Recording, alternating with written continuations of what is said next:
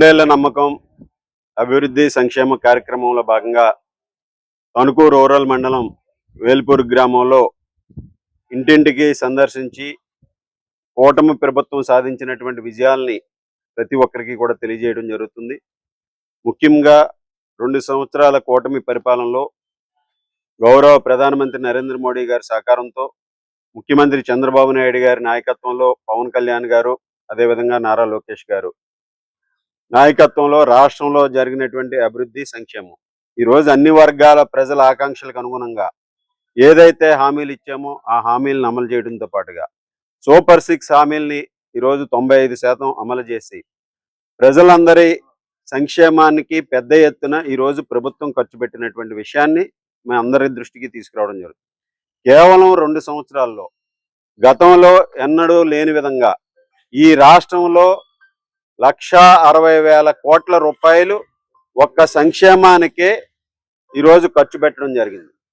ఏదైతే ఈరోజు పెన్షన్లు కానీ, తల్లికి వందనం కానీ, అన్నదాత సుఖీభావ కానీ, గ్యాస్ సిలిండర్లు కానీ, ఉచిత బస్సు ప్రయాణం కానీ, అలాగే నేతన్నలకి ఉచిత విద్యుత్ కానీ, ఎస్సీలకు ఉచిత 200 యూనిట్ల వరకు ఉచిత విద్యుత్ కానీ, ఆటో డ్రైవర్లకి కానీ, ఈ విధంగా పాస్టర్లకు కానీ, ఇమాములకు, మౌజాములకు అందరికీ కూడా అన్ని వర్గాల ప్రజలకి ప్రభుత్వం పెద్ద ఎత్తున సంక్షేమాన్ని అందించి 1,60,000 కోట్ల రూపాయలు ఖర్చు పెట్టింది. ఈరోజు ఆ విధంగా ఈ సంక్షేమ కార్యక్రమాల ఫలాలన్నీ కూడా ప్రతి కుటుంబానికి చేరవేసే దిశగా ముందుకు వెళ్తున్నాం. అయితే మనందరం కూడా చూస్తున్నాం, ఈ రాష్ట్రంలో ఒక దురదృష్టకరమైనటువంటి విషయం, ఒక అర్హత లేనటువంటి రాజకీయాలలో అన్నీ కూడా దుష్ప్రచారాలు చేస్తూ అసమర్థ నాయకత్వంతో రాష్ట్రాన్ని అధోగతి పాలు చేసినటువంటి జగన్మోహన్ రెడ్డి ఈ రాష్ట్రానికి దొరికినటువంటి ప్రతిపక్ష నాయకుడు కానటువంటి మాజీ ముఖ్యమంత్రి గారు. ఆయన అధికారంలో ఉన్నప్పుడు 5 సంవత్సరాలు కూడా ప్రజల పట్ల ఎటువంటి బాధ్యత లేకుండా, రాష్ట్రం పట్ల బాధ్యత లేకుండా, మన భవిష్యత్ తరాల పట్ల బాధ్యత లేకుండా కేవలం తాడేపల్లి ప్యాలెస్కే పరిమితమై ఈ రాష్ట్రాన్ని అన్ని వ్యవస్థల్ని కూడా నిర్వీర్యం చేసినటువంటి పెద్ద మనిషి ఈరోజు రాజకీయాల కోసం మరలా రోడ్లెక్కి రాజకీయ ప్రచారాలు చేస్తూ తప్పుడు దోవలు పట్టించే విధంగా చేస్తున్నటువంటి ప్రయత్నాలు ఏ ఉన్నాయో వాటన్నిటినీ కూడా ప్రజలు గమనిస్తున్నారు.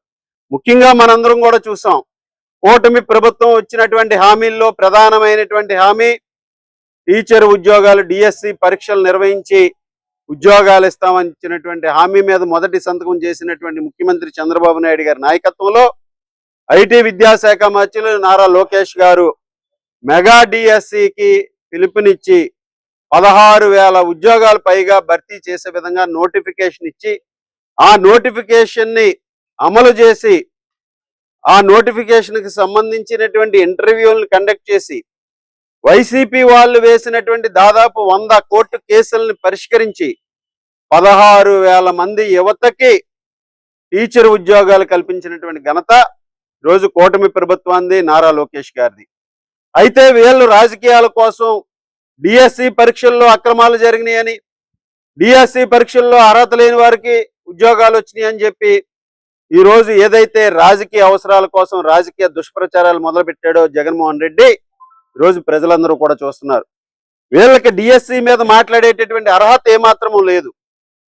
ఈరోజు ఎప్పుడు డిఎస్సి పరీక్షలు నిర్వహించినా ఈ రాష్ట్రంలో టీచర్ ఉద్యోగాలు నియామకాలు జరిగిన అది కేవలం చంద్రబాబు నాయుడు గారు ముఖ్యమంత్రిగా ఉన్నటువంటి కాలంలోనే ఈరోజు అనేక డిఎస్సీలు నిర్వహించి ఉద్యోగ నియామకాలు చేసినటువంటి విషయాన్ని ఈ సందర్భంగా గుర్తు చేస్తున్నాం.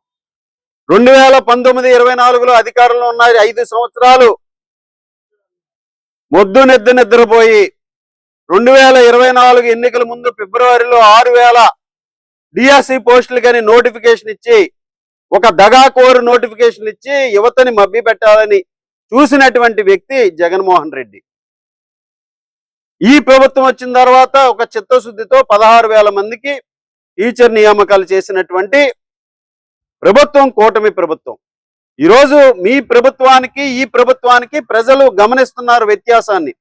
మీరు చేసినటువంటి దగాకోరు సంక్షేమం, మీరు ఇచ్చినటువంటి దగాకోరు జాబ్ క్యాలెండర్స్, యువతని మోసం చేసే విధంగా, మభ్యపెట్టే విధంగా మీరు ఏదైతే 5 సంవత్సరాలు చేశారో వాటన్నిటినీ కూడా ప్రజలు గమనించి మిమ్మల్ని 11 సీట్లకి పరిమితం చేసినటువంటి విషయాన్ని ఈ రోజు వైఎస్ఆర్ కాంగ్రెస్ పార్టీ నాయకులు గుర్తుపెట్టుకోవాలి. ఈ రోజు మీరు చేస్తున్నటువంటి ఏదైతే ఈ రోజు రిలే నిరాహార దీక్షలు చేస్తున్నారని, మీ దొంగ దీక్షలకు ఎవరు కూడా ఈ రోజు మద్దతు తెలియజేసేటటువంటి పరిస్థితి లేరు. మీ రాజకీయ ఉనికి కోసం